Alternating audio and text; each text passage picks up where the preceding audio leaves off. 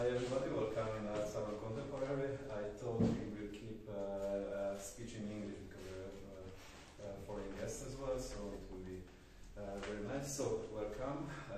This is a photo exhibition. I think it's the first time when we have typically photo exhibition here in the Salon. So, and it's of course the first time when we join also the Budapest Photo Festival. So we are very happy and very thankful for it. So the exhibition will last approximately 1 month, but there will be some guided tours as well. We try to make some other programs for public as well. We will also promote it. And so I would like to introduce Rita Somosi, art historian, who is organizer of Budapest Photo Festival, to have some words for us. Thank you and good evening everyone.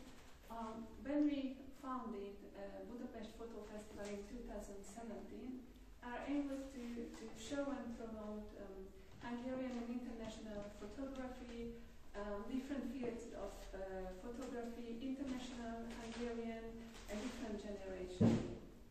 It was in the frame of museum exhibition, non-profit institutions, different cultural institutes based in Budapest, and for-profit galleries.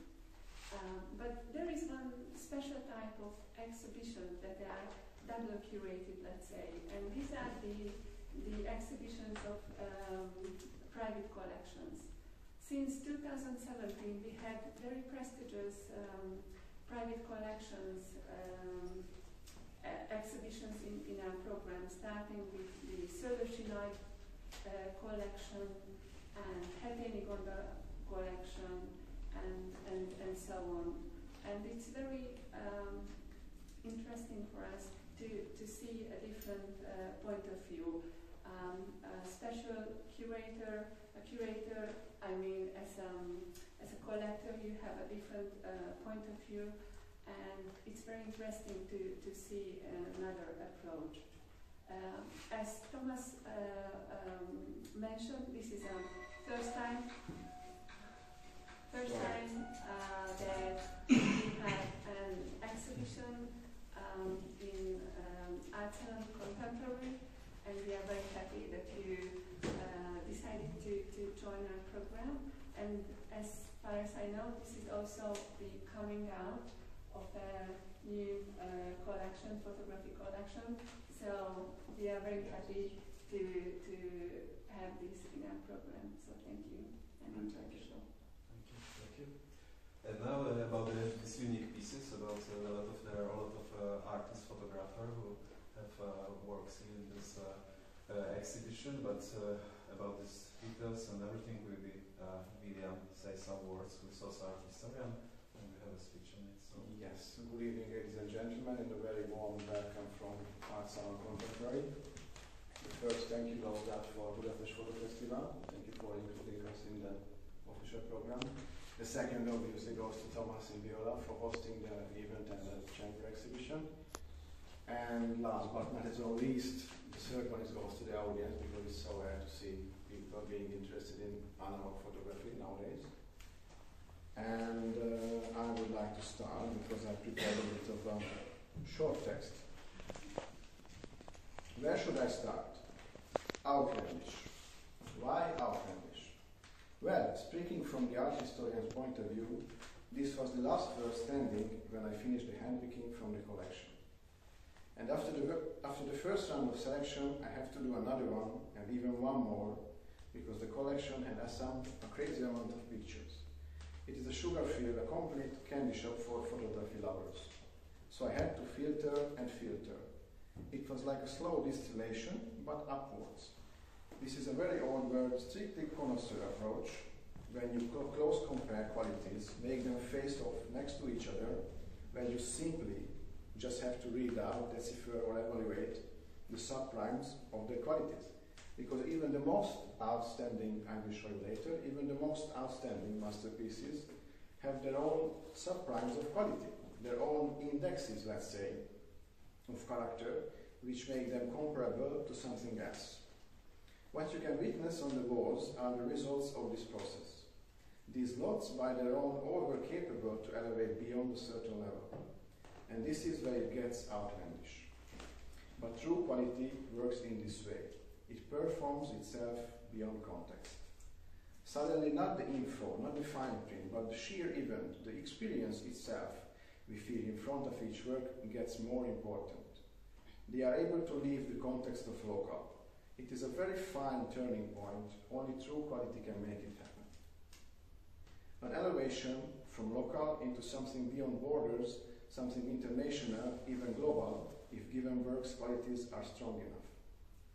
The very intent of this chamber exhibition was to select and then hold up like monstrances these examples of Hungarian photography, which can innately speak this rich and global language. My aim was to showcase those sovereign works which can be understood immediately anywhere in the world, regardless context, regardless tradition. This is outlandish, a qualitative opt-out, a qualitative encouragement to engage with photography in close encounters, to consume photography in a gourmand way, even erotic, if you think about them as like amuse bushes you can never eat, an infinite appeal to the eye. I had the best overall feeling when we finished the installation and the works were all up on the walls, but without their etiquettes.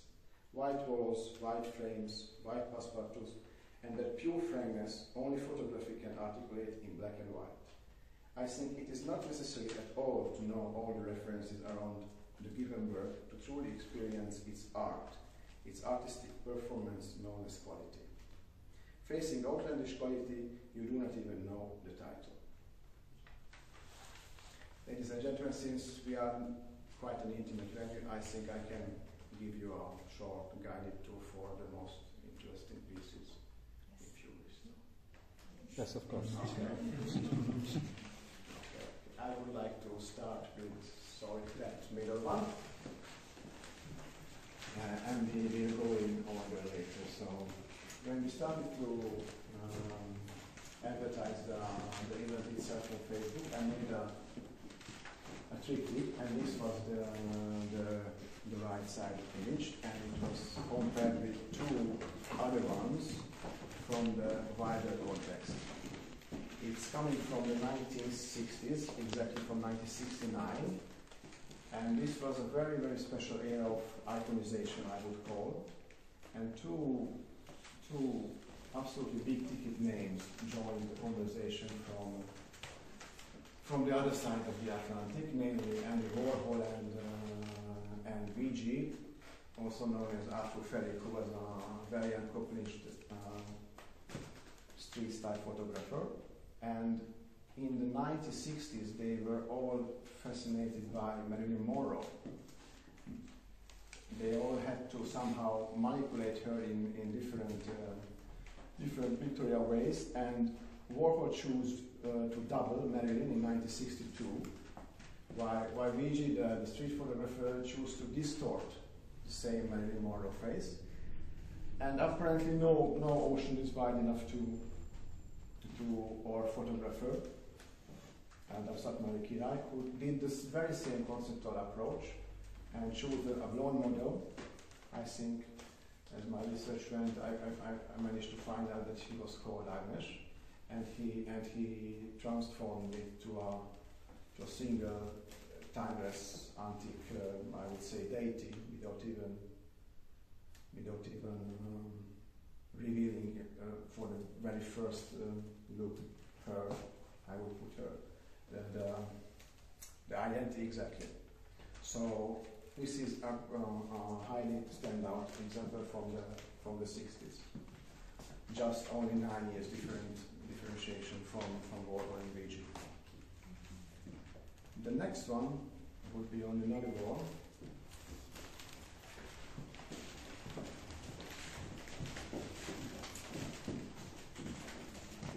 It's very rare to see a sculptor's photograph of his own work. And this work is made by Tibor Servatius, who was a son of also a sculptor, the most Transylvanian sculpture, as the great art historians telling us. And he was he dedicated this photograph to his conceptual master, Tihanyi Gyarmati. But what is really interesting in this work is the picture cutout itself. The vision which goes into the scope. And when I saw it, I immediately think about Brancusi, who was equally fascinated to capture his very own carved sculptures. He was struggling to find the best angles, the best scope, but he do exactly the same. So conceptually, it's again the same approach, and I think Servatsius made a better result because it's just, as the French say, juste perfect, no more, no less. And Brancusi's picture cutout are differentiating.